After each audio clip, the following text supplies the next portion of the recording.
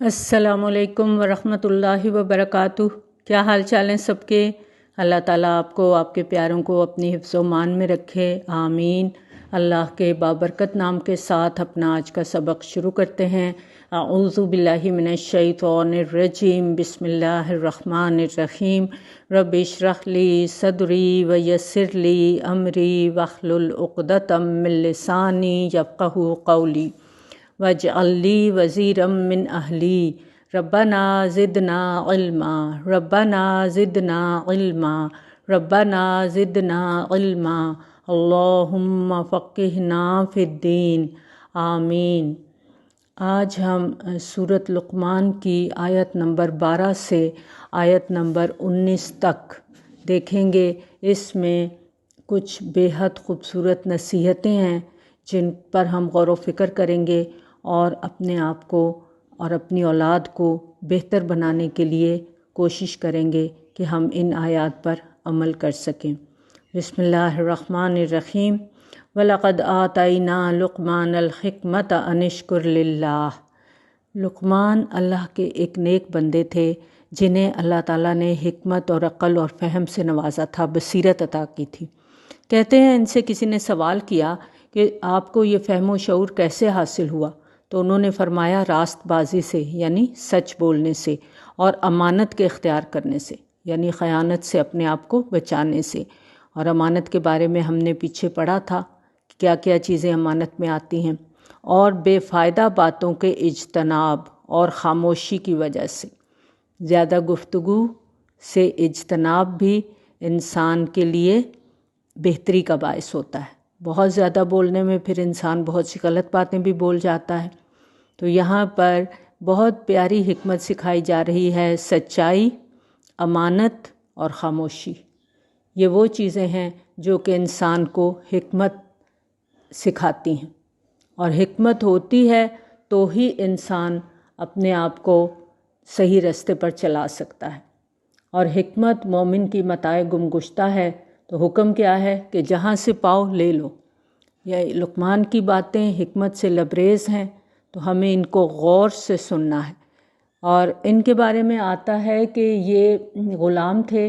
ایک دفعہ ان کے آقا نے کہا کہ بکری ذبح کرو اور اس کے 2 بہترین حصے لے آؤ۔ کہتے ہیں وہ دل اور زبان لے آئے۔ چند دن کے بعد اس نے دوبارہ کہا کہ بکری ذبح کرو اور اس کے 2 بدترین حصے لے آؤ، تو وہ پھر دل اور زبان لے آئے۔ تو آقا نے پوچھا یہ کیا؟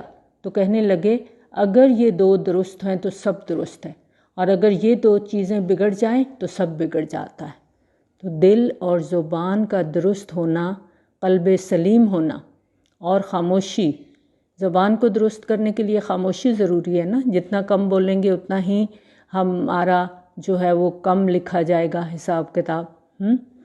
تو یہاں پر انہوں نے بتایا کہ اگر یہ دونوں چیزیں درست ہیں، اگر ہمارا دل درست ہے، قلب سلیم ہے، اس کے اندر کوئی بغض کینہ حسد نہیں ہے، کسی کے لیے کوئی خار نہیں ہے، لوگوں کے لیے محبت ہے، نرمی ہے، اور اس کے ساتھ ساتھ ہماری زبان اخلاق کے ساتھ دوسروں سے گفتگو کرنا، غلط قسم کی زبان کے استعمال سے گریز کرنا، بے وجہ چیخنا، چلانا، غصہ کرنا، غلط سلط الفاظ بولنا، گالم گلوچ کرنا، لڑائی جھگڑا کرنا، یہ سب چیزیں بدترین ہو جاتی ہیں۔ اور یہی ہمیں حکمت سکھائی گئی ہے کہ ہم اپنے جو اعضاء ہیں ان کو کس طرح درست طریقے سے استعمال کر سکتے ہیں، اور یہی حکمت ہے اور یہی ہمیں سیکھنی ہے۔ اور لقمان کے بارے میں آتا ہے کہ یہ مصر کے رہنے والے تھے، شام میں سکونت پذیر ہوئے، حضرت داؤد علیہ السلام کا زمانہ پایا، حکیم اور دانا تھے، اور ان کی شخصیت عربوں کے ہاں بہت مشہور تھی۔ عربی کے شاعر اپنی شاعری میں ان کا ذکر کرتے تھے، اور ان کے ہاں صحیفہ لقمان کے نام سے ایک کتاب بھی تھی جسے وہ بڑے شوق سے پڑھتے تھے۔ اور ہجرت سے 3 سال پہلے مدینے کا جو پہلا شخص نبی صلی اللہ علیہ وسلم کی رسالت سے متاثر ہوا وہ صہیب بن صامت تھے۔ وہ حج کے لیے مکہ گئے، وہاں پر انہوں نے نبی صلی اللہ علیہ وسلم کی بات سنی تو بہت متاثر ہوئے۔ کہنے لگے میرے پاس بھی ایک چیز ہے جو آپ کی باتوں سے ملتی جلتی ہے۔ اس نے مجلہ لقمان دکھایا اور نبی صلی اللہ علیہ وسلم کو پڑھ کر سنایا۔ جواب میں نبی صلی اللہ علیہ وسلم نے قرآن کی آیات تلاوت فرمائیں تو کہنے لگا آپ سچ کہتے ہیں، قرآن مجلہ لقمان سے بھی بڑھ کر ہے، یہ سیرت ابن ہشام کا واقعہ ہے۔ تو اور حکمت کی باتوں میں سب سے پہلی چیز کیا ہے؟ انشکر للہ۔ اللہ تعالیٰ نے لقمان کو حکمت دی، انشکر للہ، سب سے پہلی چیز اللہ کا شکر، جو بنانے والا ہے، جو خالق ہے، جو دینے والا ہے، جو رازق ہے، اسی کا ہمیں شکر گزار ہونا ہے۔ وَمَن يَشْكُرْ فَإِنَّمَا يَشْكُرُ لِنَفْسِهِ، اور جو شکر کرتا ہے اس کا شکر اس کے اپنے لیے مفید ہے۔ وَمَن كَفَرَ فَإِنَّ اللَّهَ غَنِيٌّ حَمِيدٌ، اور جو کفر کرتا ہے تو پھر اللہ تعالیٰ بے نیاز ہے، تعریف والا ہے۔ اگر کوئی اللہ کا شکر ادا نہیں کرتا تو اللہ تو بے نیاز ہے، اللہ تو اپنی ذات میں آپ محمود ہے۔ جو کفر کرتا ہے اس کا کفر کرنا خود اس کے اپنے لیے نقصان دہ ہے۔ جس طرح شکر کا فائدہ انسان کی اپنی ذات کو ہوتا ہے، اسی طرح اگر ہم ناشکری کرتے ہیں تو ہم اپنا ہی نقصان کرتے ہیں۔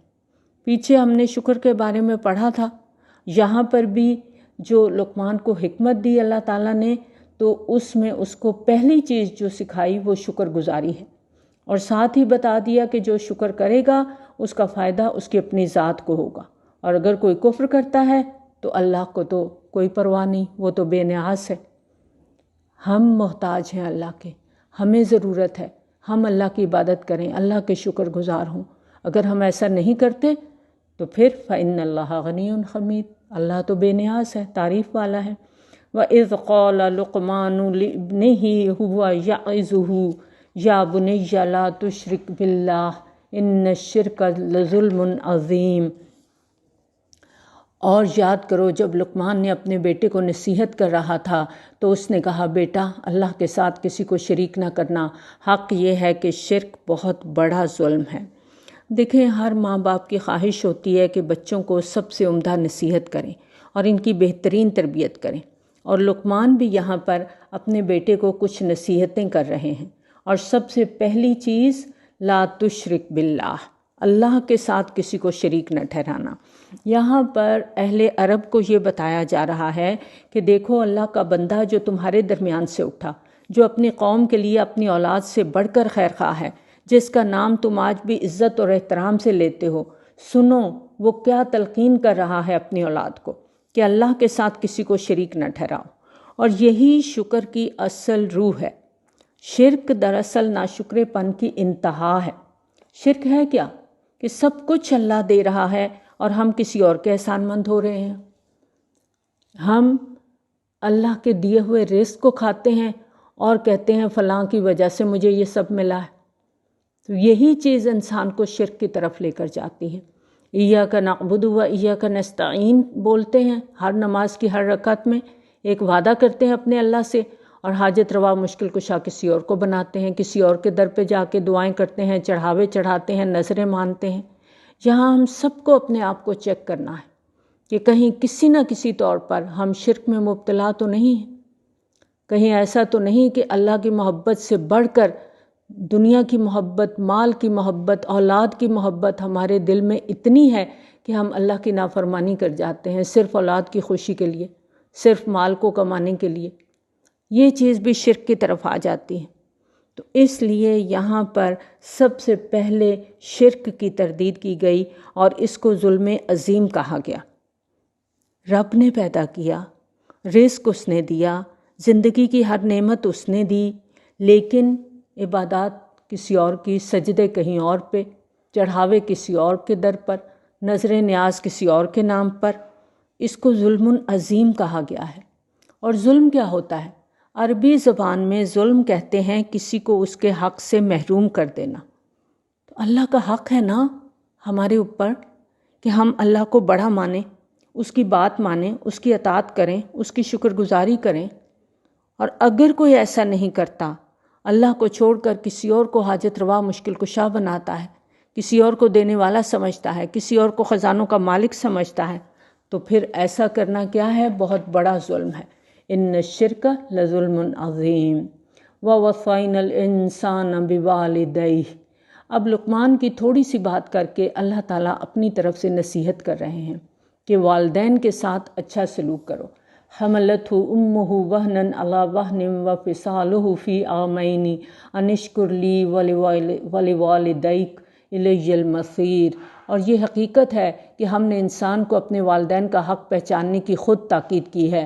اس کی ماں نے ضعف پر ضعف اٹھا کر اسے اپنے پیٹ میں رکھا اور 2 سال اس کا دودھ چھوٹنے میں لگے، اس لیے ہم نے نصیحت کی کہ میرا شکر کرو اور والدین کا شکر بجا لاؤ، میری ہی طرف تمہیں پلٹنا ہے۔ ماں نے کمزوری کے ساتھ، ضعف پر ضعف کے ساتھ حمل کو اٹھائے رکھا۔ اب دیکھیں نطفہ جب پیٹ میں ٹھہرتا ہے تو دن بدن بچہ گرو کرنے لگتا ہے۔ جیسے جیسے وہ بڑا ہوتا ہے ماں کے اندر کمزوری آنے لگتی ہے، کیونکہ ماں کے خون پہ پلتا ہے نا، اس کی غذا سے غذا لے رہا ہوتا ہے، اور دوران حمل عورت میں کئی قسم کی ڈیفیشنسیز ہو جاتی ہیں۔ تو یہاں خاص طور پر ماں کی بات کی گئی ہے۔ ماں کا حق اللہ نے باپ سے 3 درجے زیادہ رکھا ہے، کیونکہ ماں زیادہ مشقت اٹھاتی ہے بچے کی پیدائش میں، حمل کے دوران، پھر اس کو پالنے میں۔ تو اور آغاز میں اگر ماں بعض اوقات غذا نہیں بھی کھاتی، کمزور ہونے لگتی ہے، تو بچہ اس کی ہڈیوں سے اپنی غذا لے کر اپنی ضرورت کو پورا کر لیتا ہے۔ پھر جیسے جیسے بچہ بڑھتا ہے ماں کمزوری محسوس کرتی ہے، پھر جب بچہ دنیا میں آتا ہے تو ماں اسے اپنا دودھ پلاتی ہے۔ تو اتنی مشقت جو ماں کر رہی ہے، تو اولاد کا فرض کیا ہے کہ انشکر لی ولوالدیک، کہ اللہ کا بھی شکر گزار ہوں اور والدین کے بھی شکر گزار ہوں۔ کیوں؟ الیہ المصیر، جس کی طرف لوٹ کر جانا ہے اس کی شکر گزاری تو کرنی چاہیے نا۔ اور والدین کے ساتھ حسن سلوک میں پہلی چیز شکر گزاری ہے۔ اور شکر ہے کیا؟ شکر تو دل کے احساسات کا نام ہے نا۔ جب تک دل میں جذبات اچھے نہیں ہوں گے ہم والدین سے حسن سلوک کر ہی نہیں سکتے۔ اگر دل کے اندر بدگمانی ہے، نفرت ہے، تو پھر اچھا سلوک ہو ہی نہیں سکتا۔ ہمارے معاشرے کے اندر جہاں بہت سی تبدیلیاں آئیں، وہاں ایک بہت بڑی تبدیلی جو آئی ہے وہ یہ کہ پہلے بچے والدین سے ڈرتے تھے، ان کا ادب لحاظ کرتے تھے، کندھے جھکا کے رکھتے تھے، ان کے آگے نظریں نہیں اٹھاتے تھے، خود بچوں والے ہو جاتے تھے، والدین کی ڈانٹ خاموشی کے ساتھ کھا لیتے تھے۔ اور آج یہ حال ہے کہ چھوٹے چھوٹے بچوں سے والدین ڈرتے ہیں، ان کو راضی کرنے کی کوشش میں لگے رہتے ہیں، کیونکہ ہر چیز ہی فطرت سے ہٹ گئی ہے نا، اسی لیے تو بے سکونی ہے، اسی لیے تو فساد ہے۔ اور یہاں حقوق اللہ کے بعد سب سے پہلی بات والدین کی گئی کہ انشکر لی ولوالدیک، میرے شکر گزار ہو اور والدین کی شکر گزار ہو۔ اور والدین کی شکر گزاری دراصل اللہ کی شکر گزاری ہے۔ اور شکر گزاری کب آتی ہے؟ جب ہم دوسرے کا احسان مانیں۔ جب احسان ہی نہیں مانیں گے تو شکر گزاری کیسے آئے گی؟ اب دیکھیں دنیا میں کوئی ہمارا کام کرتا ہے تو ہم کہتے ہیں اس نے میرے لیے آؤٹ آف دی وے جا کے مجھے فیور دی ہے، تو مجھے تو اس کے گھر جا کے اس کا شکریہ ادا کرنا ہے، کیونکہ محسوس کرتے ہیں نا کہ اس نے آپ کے لیے پین لی، آپ کے لیے کام کیا، آپ کو فیور دی، تو آپ اس کے شکر گزار ہوتے ہیں۔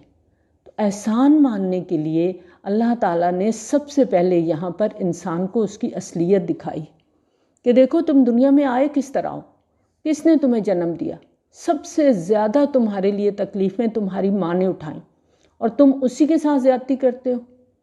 اگر اس کو ناراض کرو گے، والدین کی ناراضگی اللہ کی ناراضگی ہے۔ اللہ کبھی راضی نہیں ہوتا جو والدین کی نافرمانی کرتا ہے۔ والدین کی نافرمانی کرنا، ان کو ستانا، ان کے ساتھ بدتمیزی کرنا، یہ اتنا بڑا گناہ ہے کہ اس کی سزا دنیا میں بھی کسی نہ کسی شکل میں ملتی ہے، اور انسان دنیا میں ہی دوسروں کے لیے نمونہ عبرت بن جاتا ہے۔ وَإِن جَاهَدَاكَ عَلَىٰ أَن تُشْرِكَ بِي مَا لَيْسَ لَكَ بِهِ عِلْمٌ فَلَا تُطِعْهُمَا وَصَاحِبْهُمَا فِي الدُّنْيَا مَعْرُوفًا وَاتَّبِعْ سَبِيلَ مَنْ أَنَابَ إِلَيَّ ثُمَّ إِلَيَّ مَرْجِعُكُمْ فَأُنَبِّئُكُمْ بِمَا كُنْتُمْ تَعْمَلُونَ۔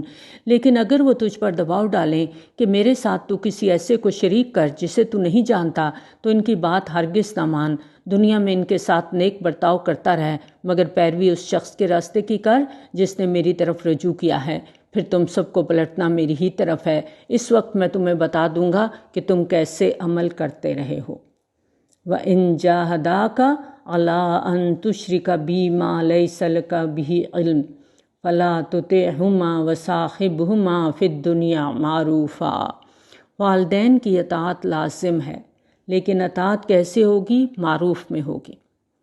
अगर वालिदैन ऐसा काम करने को कहते हैं जो शिर्क का है, अल्लाह की नाफरमानी का है, तो फिर वालिदैन की बात नहीं मानी जाएगी। लेकिन वसाहिबहुमा फिद दुनिया मारूफा, इनके साथ दुनिया में अच्छे तरीके से ज़िंदगी बसर करनी है।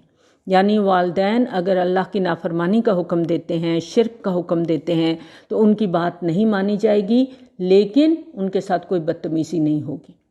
भूले से भी कोई लफ्ज़ वालिदैन की शान के ख़िलाफ़ नहीं निकलेगा। माँ बाप कुछ भी करें, औलाद का फ़र्ज़ है कि उनकी फरमाबरदारी करे, उनकी अताअत करे, उनकी खिदमत करे, उनका ख्याल रखे। बाज़ औक़ात औलाद को शिकायत होती है कि वालिदैन ने हमें हक़ नहीं दिया, हमारी तरबियत दुरुस्त नहीं की, हमारी तालीम पे उस तरह ख़र्च नहीं किया जैसे करना चाहिए था, हमें प्रॉपर्टी में सही इंसाफ नहीं किया गया, हिस्सा सही नहीं मिला। याद रखें, अगर इनकी खुल्लम खुल्ला ज़्यादती भी हो तो अल्लाह का हुक्म है कि इनके साथ किसी किस्म की बदतमीज़ी नहीं करनी। अगर वालिदैन की मोहब्बत नहीं कर सकते, वालिदैन से मोहब्बत करना मुश्किल लग रहा है कि उनकी कुछ ज़्यादतियाँ हैं जो कि पिंच कर रही हैं, तो कम अज़ कम अपनी ज़ुबान को शर से रोक के रखना है। कोई बदतमीज़ी का जुमला मुँह से ना निकलने पाए। वत्तबि सबीला मन अनाब इलैहि, पैरवी उस रास्ते की करनी है जो अल्लाह की तरफ लेकर जाता है। गलत रास्ते को इख्तियार नहीं करना, कैसे भी हालात हों, सिर्फ़ और सिर्फ अल्लाह के रास्ते पर चलना है। उस शख्स के रास्ते की पैरवी करनी है जो अल्लाह की तरफ लेकर जाने वाला है। किसी उस शख्स के रास्ते पर नहीं चलना जो अल्लाह के रास्ते से हटा हुआ है, जो शिर्क की तरफ लेकर जाता है, जो अल्लाह की नाफरमानी का हुक्म देता है, चाहे वो वालिदैन ही क्यों ना हो। और क्यों ऐसा करना है? सुम्मा इलैया मर्जिअकुम फउनब्बिउकुम बिमा कुंतुम तामलून, क्योंकि वापसी तो अल्लाह की तरफ है। और जब अल्लाह के यहाँ वापसी है, अल्लाह के यहाँ लौटना है, अल्लाह के यहाँ पलटना है, फउनब्बिउकुम बिमा कुंतुम तामलून, तो फिर तो वो बता देगा अल्लाह सब कुछ जो भी दुनिया में अमल करके आए हैं। वालिदैन से हुस्न सलूक किया या बदतमीज़ी की, अल्लाह की नाफरमानी के साथ ज़िंदगी गुजारी या फरमाबरदारी के साथ गुजारी, ज़िंदगी में शिर्क ले आए या शिर्क से अपने आप को बचाए रखा, ये सब कुछ तो वहाँ जाके पता चलेगा। एक एक अमल वहाँ बता दिया जाएगा। जो भी तुम अमल करके आए हो सब उस रोज़ खोल दिया जाएगा। तुम्हारी वापसी अल्लाह ही की तरफ है। या बुनैया इन्नहा इन तकु मिस्क़ाल हब्बतिन मिन खरदलिन फतकुन फ़ी सख़रतिन औ फ़िस समावाति औ फ़िल अर्दि यअति बिहल्लाह इन्नल्लाह लतीफ़ुन ख़बीर। और लुक़मान ने कहा, बेटा कोई चीज़ राई के दाने के बराबर भी हो, किसी चट्टान में या आसमानों में या ज़मीन में कहीं छुपी हुई हो, अल्लाह इसे निकाल लाएगा, वो बारीक बीन और बाखबर है। अब यहाँ पर लुक़मान हकीम फिर दोबारा उनकी बात की जा रही है। वालिदैन की बात ख़ुद बराह रास्त अल्लाह ताला ने बयान की कि इनके साथ कैसा रवैया रखो। अब फरमाया कि ये है अल्लाह, कि अगर राई के दाने के बराबर भी कोई चीज़ है, किसी चट्टान में है, आसमानों में है, ज़मीन में है, तो अल्लाह उसको ले आएगा। तो इस रब को पहचानो, वो लतीफ़ है, कितना बारीक बीन है। राई के दाने के बराबर भी अच्छाई बुराई को वो जानता है।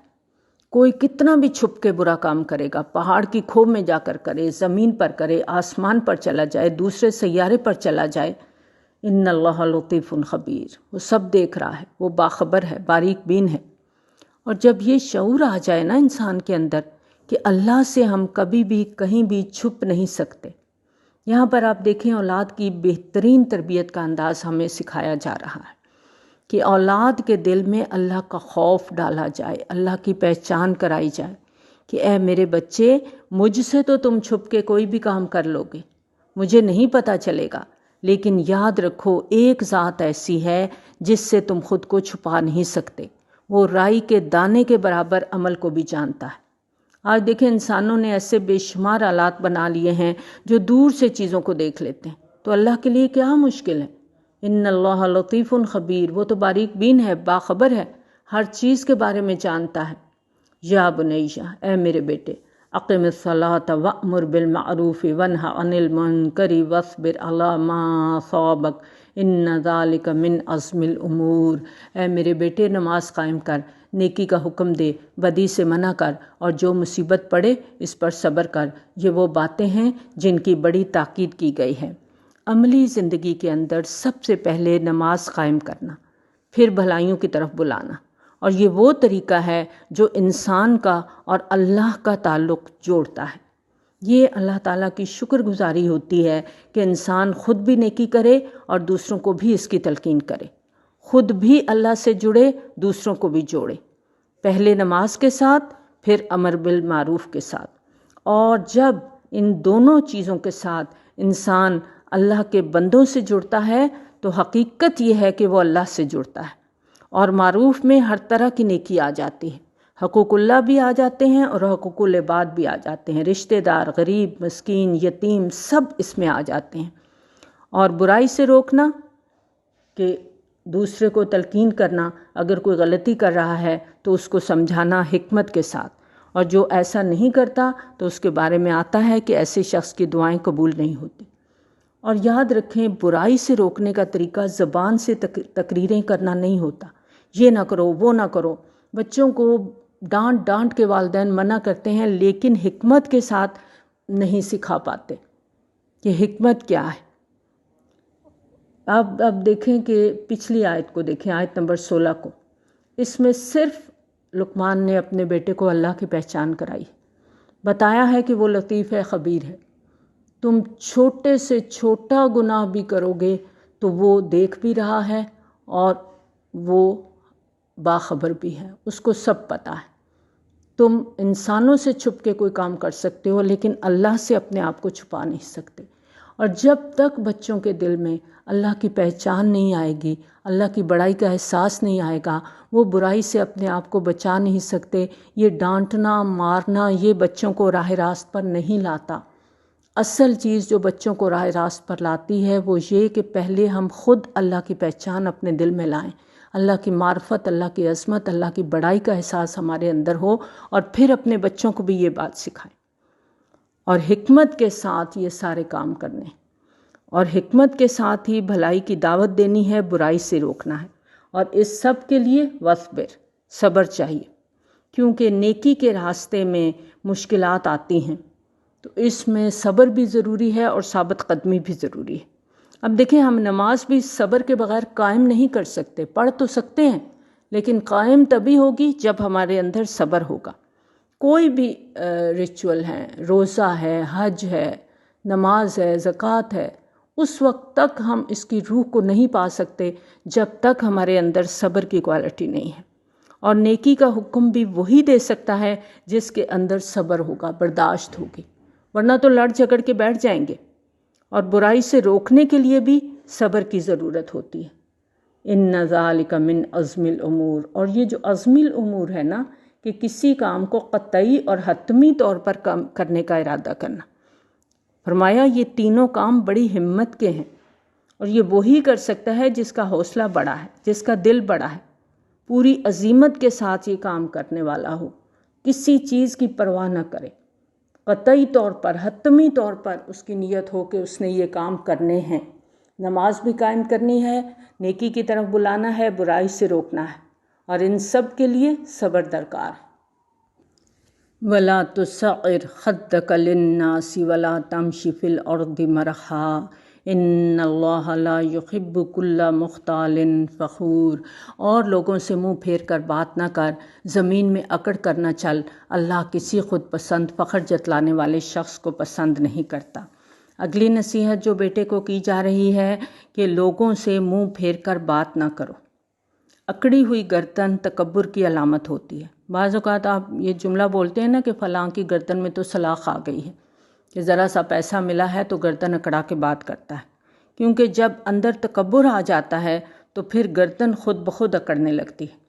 جیسے غم میں، بیماری میں گردن کمزور ڈھلکی ہوئی نظر آتی ہے، جب دل میں تکبر آ جاتا ہے تو اثرات جسم پر بھی ظاہر ہوتے ہیں، اور سب سے پہلے اثر چہرے پر اور رویے پر ہوتا ہے۔ انداز میں ایک نخوت آ جاتی ہے۔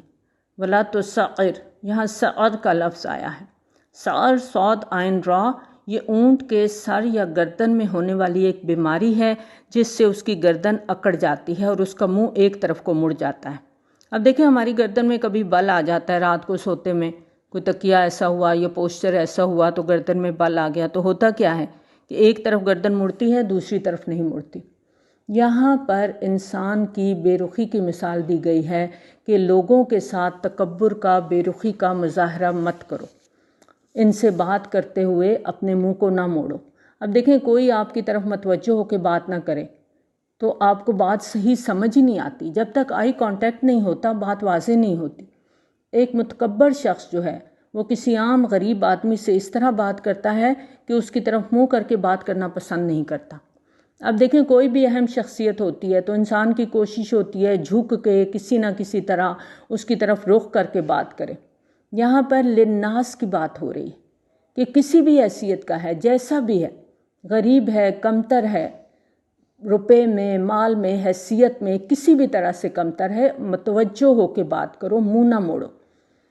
اچھا اپنے گھروں میں دیکھ لیتے ہیں، گھر میں مہمان آ جاتے ہیں، بڑوں کو تو بڑی اچھی طرح ملیں گے، بچوں کو تھوڑا اگنور کر دیتے ہیں، یا اگر بہت خوش آمد ہے تو بلا بھی لیں گے، ہاتھ بھی پھیر لیں گے سر پہ، کوئی چھوٹی موٹی بات بھی کر لیں گے۔ لیکن اگر ساتھ کوئی میڈ بھی آئی ہوئی ہے تو اس کی طرف تو دیکھنا یا سلام کرنا اپنی شان کے خلاف سمجھتے ہیں۔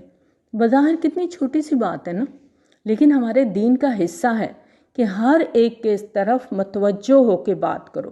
وَلَا تُصَعِّرْ خَدَّكَ لِلنَّاسِ، گال پھیر کے، منہ موڑ کے بات نہ کرو۔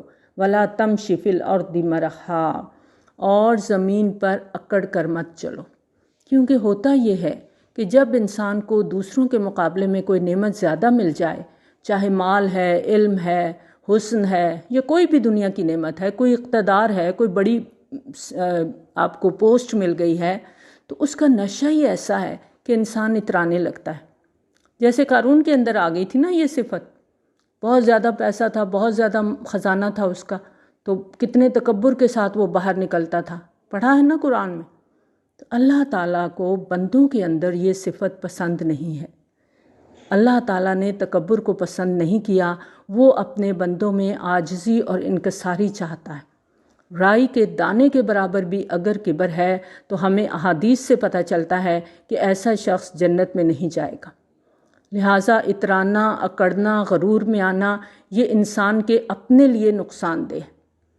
یہاں پر آپ دیکھیں کہ گفتگو کے بعد انہوں نے چال کی طرف بیٹے کو نصیحت کی اور 2 باتوں کا خصوصیت کے ساتھ پابند کیا ہے۔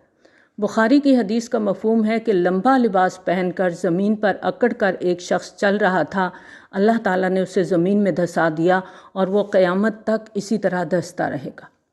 تکبر کے ساتھ کپڑوں کو زمین پر لٹکانا کہ چلتے ہوئے وہ زمین پر گھسٹ رہے ہیں، یہ تکبر کی علامت ہے اور اس کو سخت ناپسند کیا گیا ہے۔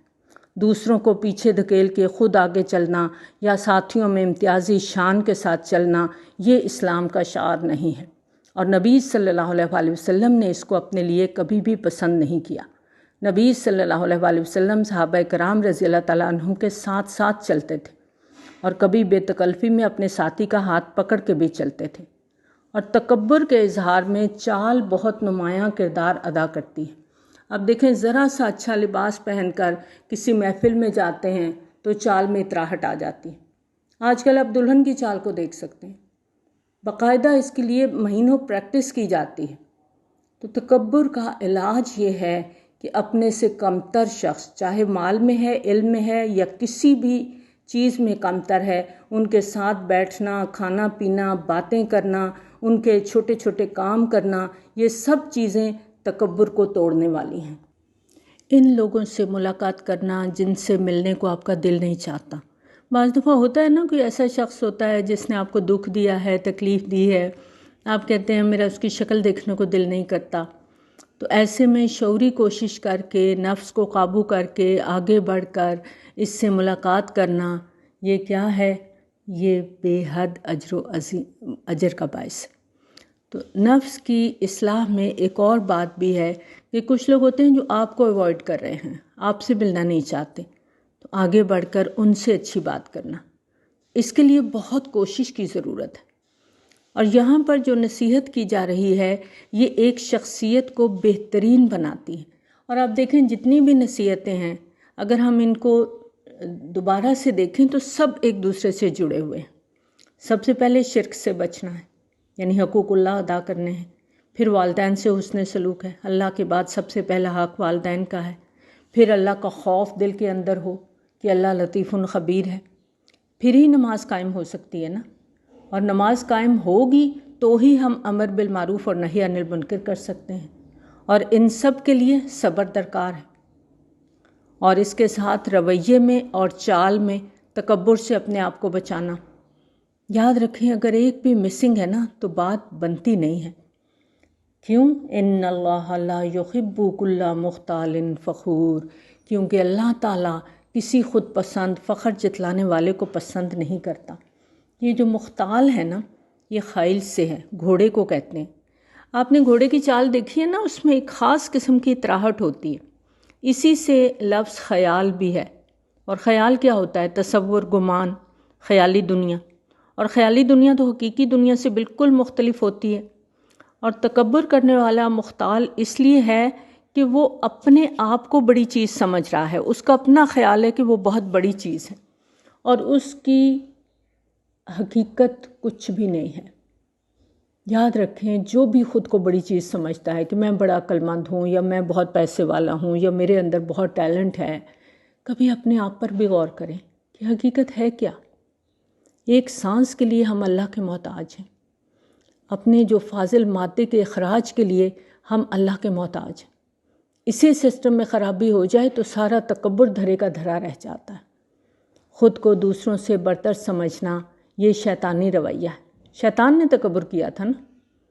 اب دیکھیں ایک شخص ہے وہ خود کو بڑا خوبصورت، بڑا حسین سمجھتا ہے کہ بڑا پیسہ ہے میرے پاس، حسن بھی ہے، خوبصورتی بھی ہے۔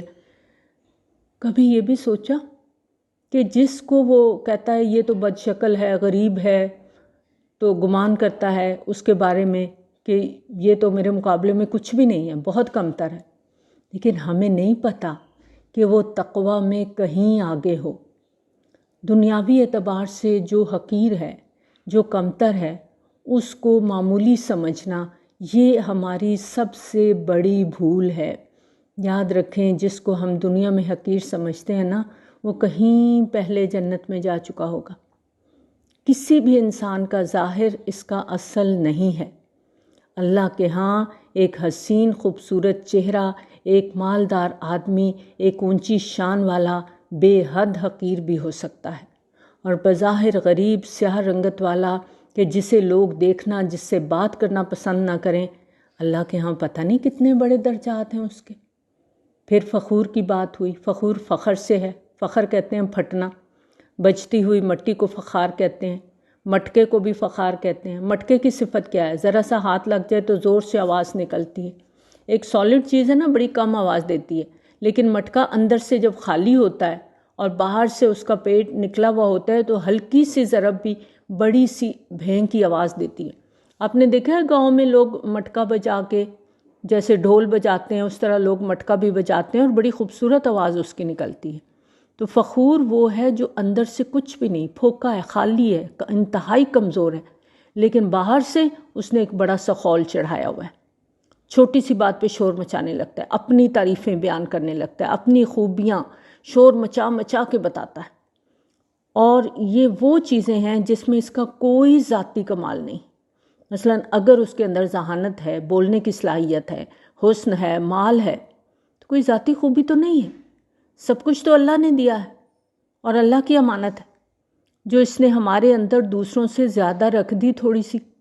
تو اگر ہم اس پر فخر کرتے ہیں، اس پر غرور کرتے ہیں تو ان اللہ لا یحب کل مختال فخور، تو اللہ تو ایسے متکبر کو، ایسے خود پسند کو، ایسے فخر جتلانے والے کو پسند نہیں کرتا۔ وَاقْصِدْ فِي مَشْيِكَ وَاغْضُضْ مِنْ صَوْتِكَ، ان انکر الاصوات لصوت الخمیر، اور اپنی چال میں اعتدال اختیار کر اور اپنی آواز پست رکھ، سب آوازوں سے زیادہ بری آواز گدھے کی آواز ہوتی ہے۔ وقصد فی مشیک، چال میں اعتدال، کہ نہ تیز ہو اور نہ اتنی مریل کہ انسان بالکل مریض معلوم ہو، نہ ایسی کہ پاؤں کی آواز دور سے آ رہی ہے، گرد اڑ رہی ہے چلتے ہوئے، اتنے تکبر کے ساتھ چلنا، اور نہ ایسا مریل کہ پتہ چلے صدیوں سے بیمار ہے۔ چال میں اعتدال کا ہونا، باوقار ہونا، تکبر کے بغیر اچھی خوبصورت چال، یہ پسندیدہ ہے۔ اور نبی صلی اللہ علیہ وآلہ وسلم کی چال اس طرح تھی کہ جیسے آپ نشیبی زمین پر چل رہے ہیں، یعنی چھوٹے چھوٹے اور تیز تیز قدم اٹھاتے تھے، اور ایسی تیزی کہ بازو کے ساتھ پورا جسم جھوم رہا ہے، یہ پسندیدہ نہیں ہے، اور نہ ہی ایسی چال کہ بالکل لاغر معلوم ہو، یہ بھی پسندیدہ نہیں ہے۔ وغضض من صوتک، اور نیچی رکھ اپنی آواز کو، غین ضاد ضاد، کمی کرنا، نظر میں یا برتن میں یا آواز میں کمی کرنا۔ تر و تازہ چیز کے لیے بھی یہ لفظ استعمال ہوتا ہے۔ بولتے وقت آواز کو نیچا رکھنا۔ وغضض من صوتک، من صوتک کا لفظ آیا، یعنی جہاں پر اللہ تعالیٰ نے بولنا سکھایا ہے وہاں والیوم بھی ہمارے کنٹرول میں دیا ہے کہ بولتے وقت اس سے وقت کے حساب سے، موقع کی مناسبت سے اونچا یا نیچا کر لو۔ پھر عقل بھی دی کہ استعمال کرو، خود دیکھو کون سا موقع ہے جب تمہیں اونچی آواز میں بات کرنی ہے اور کون سا موقع ہے جب تمہیں دھیما لہجہ اختیار کرنا ہے۔ یہ ہماری حکمت کا امتحان ہے کہ آواز کا اتار چڑھاؤ یہ انسان کا اپنا فیصلہ ہے۔ اونچا بولنا منع نہیں ہے، جہاں پر ضرورت ہو وہاں پر بول سکتے ہیں۔ مثلاً تمام لوگوں تک آواز پہنچانے کے لیے بعض اوقات آواز کو بہت بلند کرنا پڑتا ہے، تو یہ منع نہیں ہے، لیکن بلا وجہ چیخ چیخ کے بولنا، شور مچانا، ہنگامہ کرنا یہ پسندیدہ نہیں ہے، اس لیے یہاں پر اس سے منع کیا گیا ہے۔ ان انکر الاصوات لصوت الخمیر، اور بے شک سب سے زیادہ بری آواز گدھے کی آواز ہوتی ہے۔ گدھے جیسی آواز، گدھے جیسا انداز گفتگو نہیں کرنا۔ گدھے کی آواز تو سنی ہوگی، ایک دم سے گلیوں میں بول پڑتے ہیں گدھے، ہم سب نے سن رکھی ہے، ایک چیخ ہوتی ہے نا۔ اچھا اب ذرا اس روشنی میں اپنے آپ کو بھی دیکھنا ہے، گدھے کی آواز کو امیجن کریں ذرا، کس طرح زور سے چیخ مارتا ہے، پھر بلند آواز سے بولتا چلا جاتا ہے، آخر میں آ کے ذرا سا سلو ہوتا ہے پھر چیختا ہے، اور اس کا یہ چیخنا بالکل بے معنی ہوتا ہے، بلا مقصد ہوتا ہے اور بے وقت بولتا ہے۔ اب دیکھیں جانوروں کے، پرندوں کے بولنے کے کوئی صبح شام کے مخصوص اوقات ہوتے ہیں۔ صبح صبح آپ فجر کے بعد، فجر کی نماز کے بعد جب کہیں واک کے لیے جاتے ہیں تو پرندوں کی چہچہاہٹ سے پورا جو پارک ہوتا ہے وہ گونج رہا ہوتا ہے، لیکن دن کو آپ کو یہ آوازیں نہیں سننے کو ملیں گی۔ لیکن گدھا اس کا جب دل چاہتا ہے بولنا شروع کر دیتا ہے، اور جب بولتا ہے تو ایسے لگتا ہے سر کے اوپر چڑھا ہوا ہے، کان بالکل پھاڑنے والی آواز نکالتا ہے۔ آپ کوشش کریں نا کہ اس کو چپ کرا دیں، یہ کبھی چپ نہیں کرے گا اور ایک دم بولے گا، اور اس کی آواز کانوں پہ بہت بری لگتی ہے، کرختگی ہے نا اس کی آواز کے اندر۔ تو اس کے بولنے کے وقت حکم بھی کیا ہے کہ لا حول ولا قوت الا باللہ العلی العظیم پڑھا جائے، تعوذ پڑھا جائے۔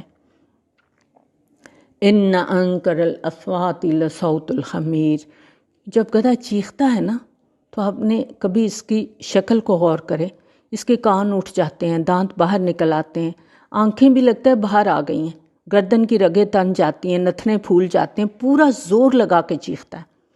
اور ہمیں کیا سکھایا گیا ہے کہ اپنی آوازوں کو پست رکھو۔ وغضض من صوتک، اپنی آوازوں کو دھیما رکھو، اور آواز اس وقت زیادہ اونچی ہو جاتی ہے جب ہم غصے یا جذبات کے ساتھ بولتے ہیں۔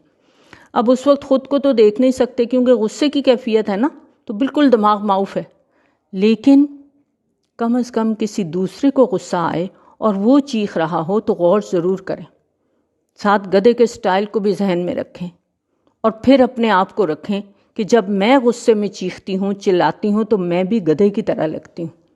اب دیکھیں آیت نمبر 18 میں گفتگو کی بات ہوئی اور چال کی بات ہوئی کہ گال نہ موڑو، اور دونوں کو ملا کے بات کی گئی، اور یہاں آیت نمبر 19 میں بھی چال اور آواز کو ملا کے بات کی گئی ہے۔ تو کیا بات سمجھ میں آتی ہے کہ انسانی شخصیت کے دو ظاہری پہلو ہیں، چلتا کیسے ہے، بولتا کیسے ہے، اور یہ دونوں چیزیں انسان کی پوری شخصیت کو اجاگر کرتی ہیں۔ تو بہترین طریقہ یہ ہے کہ اگر کوئی چیز کسی دوسرے کی بری لگتی ہے تو کوشش کیا کرنی ہے کہ میں یہ کام نہ کروں۔ یہ ہماری اپنی اصلاح کی بہترین ٹپ ہے کہ جو باتیں دوسروں کی بری لگتی ہیں کوشش کریں کہ خود نہ کریں۔ دوسروں کا بلا وجہ چیخنا برا لگتا ہے، میں نے نہیں چیخنا۔ دوسروں کی جو بھی حرکت بری لگتی ہے، کسی کی چال بری لگتی ہے، کسی طرح بولنے کا سٹائل برا لگتا ہے، کسی کا بلا وجہ دوسروں کے مذاق اڑانا، نقلیں اتارنا برا لگتا ہے، تو مجھے یہ کام نہیں کرنے۔ یہ اپنی اصلاح کا بہترین طریقہ ہے۔ ان انکر الاصوات لصوت الحمیر۔ اب دیکھیں کہ گدھے کی آواز سن کے کتنی گھبراہٹ ہوتی ہے، تو ہمیں اپنی گفتگو کا وہ انداز چھوڑنا ہے جو دوسرے کو گھبرا دے۔ چیخ چلا کے پورا زور لگا کے بات کرنا دوسروں کے لیے اذیت کا باعث ہوتا ہے۔ اپنی گفتگو میں، اپنے انداز میں نرمی لانی ہے، لہجے کو دھیما رکھنا ہے، اور یہ وہ چیزیں ہیں جو انسان کی خوبصورتی میں اضافہ کرتی ہیں۔ اچھا رویہ، اچھی گفتگو آپ کے سانولے رنگ اور معمولی نقوش کو کور کر دیتا ہے، لیکن بد اخلاقی، سختی ظاہری خوبصورتی کو بھی چھپا دیتی ہے۔ اب دیکھیں اچھی خاصی شکل و صورت والا انسان ہے، بعض اوقات ہم بہت تیار ہوئے ہوتے ہیں، بال بھی بنائے ہوئے ہیں، میک اپ بھی کیا ہوا ہے، لیکن غصہ آ گیا کسی بات پہ۔ اب جب چیخ چلا کے بول رہے ہیں تو ساری پرسنالٹی مسخ ہو جاتی ہے۔ ہوتا کیا ہے، گردن کی رگیں پھول جاتی ہیں، نتنے پھڑکنے لگتے ہیں، چہرہ لال ہو جاتا ہے، منہ سے بعض اوقات جھاگ نکلنے لگتی ہے، آنکھیں سرخ ہو جاتی ہیں۔ اب ذرا گدھے کو تصور میں لائیں، جب وہ بولتا ہے تو کیسا لگتا ہے؟ غور کریں ذرا، گدھے کی آواز کو امیجن کریں۔ اب کبھی گلی میں گدھا بولتا ہوا دیکھیں نا تو اس کو دیکھیں ضرور، چیک کریں کہ وہ کیسا لگتا ہے، پھر اپنے آپ کو دیکھیں۔ اور یہ نا ہم عورتوں کی بڑی عادت ہے، بچوں کے ساتھ بھی چیختی ہیں، ہوم ورک کروا رہی ہوتی ہیں، پورے محلے کو پتہ چلتا ہے کہ بچوں کو ہوم ورک کروایا جا رہا ہے، پھر نوکروں کے ساتھ چیخ چیخ کے سارا دن گھر کا کام کروا رہی ہوتی ہیں، گھر والوں کے ساتھ چیخ چیخ کے باتیں کر رہی ہوتی ہیں۔ تو گھر میں چیخیں گے، چلائیں گے تو کیا ہے؟ ان انکر الاصوات لصوت الحمیر۔ سب ناپسندیدہ آوازوں میں سے سب سے بری آواز گدھے کی آواز ہے۔ تو ہمیں گدھا نہیں بننا۔ اللہ تعالیٰ نے یہاں جو نصیحتیں کیں لقمان کے حوالے سے، اولاد کو نصیحتیں کی گئیں، اللہ تعالیٰ توفیق دے کہ ہم سب ان پر عمل کریں تاکہ ایک بہترین کول کام شخصیت بنے، وہ شخصیت جو اللہ کو پسند ہے، جو اللہ کو مطلوب ہے۔ تو اس دعا کے ساتھ اس کو مکمل کرتے ہیں کہ اللہ تعالیٰ ہمیں قرآن کو پڑھنے، سمجھنے اور اس کی ایک ایک آیت پر عمل کرنے کی توفیق عطا فرمائے، آمین۔ وآخر دعوانا الحمد للہ رب العالمین۔ سبحانک اللہم و بحمدک، نشہد ان لا الہ الا انت، نستغفرک و نتوب الیک۔ السلام علیکم ورحمۃ اللہ وبرکاتہ۔